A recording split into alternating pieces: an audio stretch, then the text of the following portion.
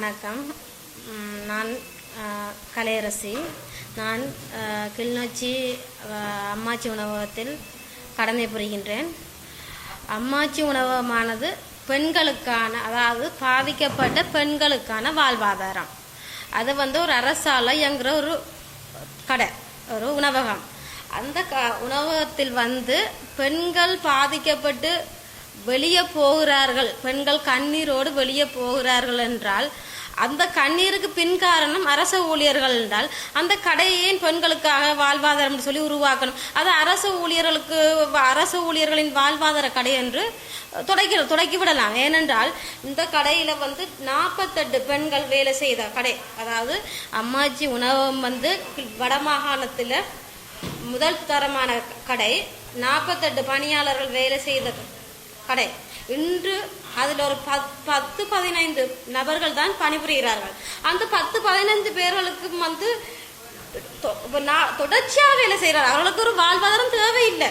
அவர்கள் எல்லாரும் வசதியாகத்தான் இருக்கிறார். அவர்களுக்கு கண்டிப்பாக வாழ்வாதாரம் தேவையில்லை. ஏன் அவர்கள் அந்த இடத்தில் வேலை செய்கிறார்கள் என்றால் அவர்களுக்கு அந்த அரச ஊழியர்களோடு ஒத்து போனபடியால் அவர்கள் அந்த வேலையை செய்கிறார்கள்.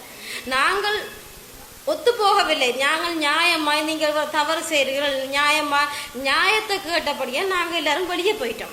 இன்றைக்கு அந்த வெளியே போன பெண்கள் எல்லாம் வேலை இல்லாம கஷ்டப்பட்டு கொண்டு அடுத்த வேலை என்ன செய்யணும், எந்த வேலைக்கு போறது, வீட்டுல பிள்ளைகளை எப்படி பாக்குறது, குடும்பத்தை என்னட்டு கொண்டு போறது என்று ஒவ்வொருத்தரும் கண்ணீரோட அழுக அந்த பாவத்தை வேல் தேடி கொண்டிருக்கணும். நாங்கள் ஒரு பாதிக்கப்பட்டிருக்கோம், இப்படி ஒரு பிரச்சனை நடக்குது, நீங்க அதை தீர்த்து வைங்கொண்டு அவங்கள்ட்ட போனா நான் சொல்றத நீ செய், இல்லாட்டி உங்களை செய்ய முடியாத நீ வேலையை விட்டு போகலாம். அதுக்கு மேலிடத்து கொண்டே கொடுத்து அவர் சொல்றார், எங்களுக்கு தெரியும்.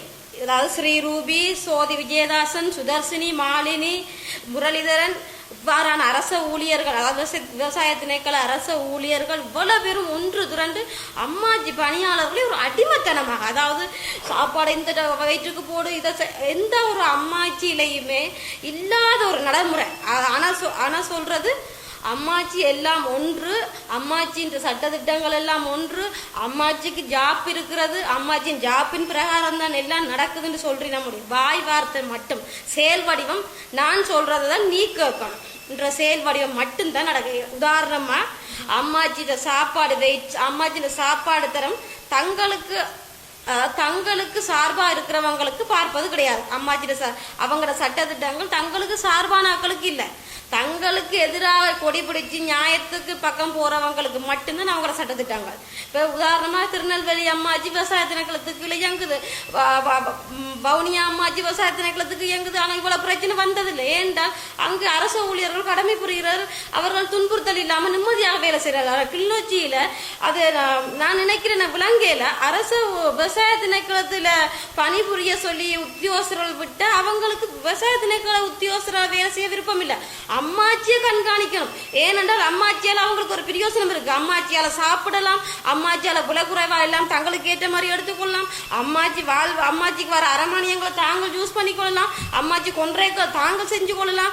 அப்ப தாங்கள் ஒரு அம்மாச்சி பணியாளர்கள் படிக்காத முட்டாள்கள் மாதிரியும் ஒரு வேலை கஷ்டத்துக்கு வந்திருக்கிறார்கள். இவர்கள் என்ன சொன்னாலும் இவர்கள் அடிமுட்டாள்களா இருப்பார்கள் என்று அம்மாச்சியில வேலை செய்யற அவ்வளவு பேரும் இனி இல்லை என்ற பணி கஷ்டப்பட்டவர்கள் இருந்தவர்கள், அதாவது வேலை செய்து கொண்டு இருந்தவர்கள் இனி இல்லை என்ற கஷ்டப்பட்டவர்கள், எவ்வளவு அடிமைப்படுத்தினால் எவ்வளவு தாழ்ந்து போகலுமோ அவ்வளவுக்கு தாழ்ந்து போனவர்கள். ஒரு கட்டத்தில் இயலாத கொடுமைக்கு எல்லாரும் விளையிட்டோம். இன்றைக்கு இருக்கிற அவ்வளவு பேருக்கும் நல்ல ஸ்ரீரூபி சொல்றா, தான் உருவாக்கணும், தன்னால்தான் வசதியா இருக்கணும், தன்னாலதான் இன்னும் வசதியா. இது ஒரு பெருமையான விஷயம் இல்லை.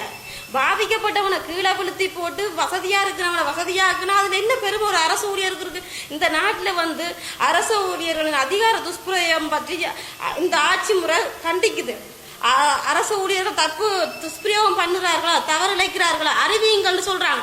நாங்க அறிவிக்கிறோம். நான் எங்களோட ஒரு சொசைட்டி நிர்வாகத்துல இருந்து இப்படி ஒரு மோசடி நடந்திருக்குது என்று சொல்லி நான் இந்த பிரச்சனையை கொண்டு போறேன். அதாவது வடமாகாண விவசாய திணைக்களத்துக்கு அதாவது கொண்டு போறேன். இப்படி கொண்டு போனா அவங்க இந்த விசாரணைகளை விசாரிக்கிறார்கள், எங்கட பக்கத்தையும் விசாரிக்கிறார்கள். சுதர்சினி என்றவா செய்த மோசடி, ஸ்ரீரூபி செய்த மோசடிகள் எல்லாம் விசாரிக்கிறார்கள். விசாரித்து கவர்னர்கிட்ட கொண்டு போறோம், மினிஸ்ட்ரியிட்ட கொண்டு போறோம், எல்லாம் கொண்டு போறோம்.